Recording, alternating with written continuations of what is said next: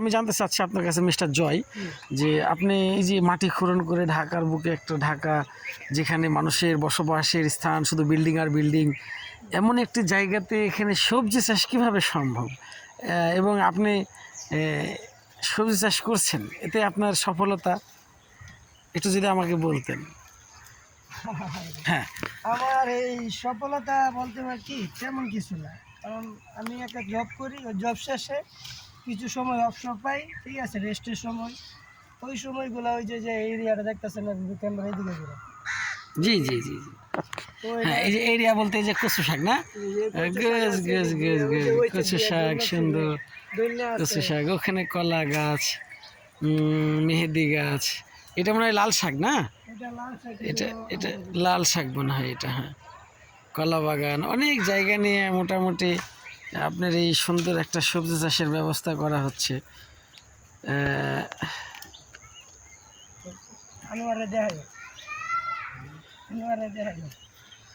হ্যাঁ হ্যাঁ, অবশ্যই। মিস্টার আনোয়ার, কি করেন দাদু ওখানে আপনি?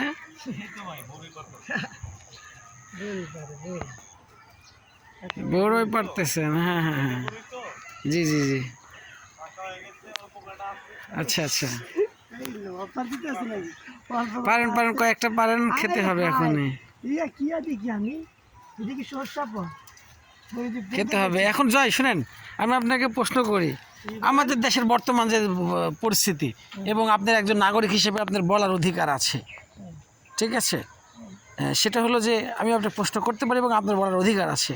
আমাদের দেশের বর্তমানে চলমান প্রেক্ষাপটে যে রাজনীতির অবস্থা, এবং যে আসছেই ফেব্রুয়ারির 12 তারিখ যে নির্বাচনের যে ভোট গ্রহণ কার্যক্রম শুরু হবে আলহামদুলিল্লাহ, তো সেই ক্ষেত্রে আপনি কি বলতেছেন, এবং দেশে যেহেতু বিভিন্ন দল আছে, বিভিন্ন এই পন্থী আছে, সব মিলিয়ে আপনি বাংলাদেশে যে এখন বর্তমান যেহেতু ফ্যাসিস্ট দূর হয়ে গেছে দেশ থেকে, হ্যাঁ, তো তারই ধারাবাহিকতায় মনে করেন দেশে এখন আর ফ্যাসিস্ট নেই, তাহলে সেক্ষেত্রে জুলুম অত্যাচার নির্যাতনও নেই। এখন বাংলাদেশের নির্বাচনের দুইটা দল আছে, বৃহত্তর একটা দল, সেটা হলো বাংলাদেশ জাতীয়তাবাদী দল বিএনপি, স্বাধীনতার ঘোষক মরহুম শহীদ প্রেসিডেন্ট জিয়াউর রহমান রেখে গেছেন, ঠিক আছে।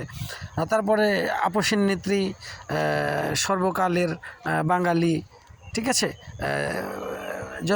বেগম খালেদা জিয়া, তার আল্লাহ সুবহানাহু ওয়া তাআলা তাকে হেফাজত করুক। তো এই যে এনাদের বৃহত্তর দলগুলো, এবং বর্তমান এটার বিএনপির চেয়ারম্যান জনাব তারেক রহমান স্যার, হ্যাঁ, তো সেক্ষেত্রে আমি মনে করি, এবং জামাতপন্থী আছে বা আরও বিভিন্ন আছে, তো আপনি কি বুঝতেছেন? আপনি এটা থেকে আমার প্রশ্ন যে আপনি এই যেহেতু দেশের নাগরিক একজন, তো সেক্ষেত্রে আপনি ভোট তো অবশ্যই দিবেন, ভোট আছে যেহেতু, গণতান্ত্রিক অধিকার আপনার, দেশে যেহেতু একটা পরিবর্তন অভ্যন্তর আছে, সব মিলিয়ে আপনি কীভাবে নির্বাচনের দৃষ্টিতে দেখছেন, আপনি যদি একটু বলতেন।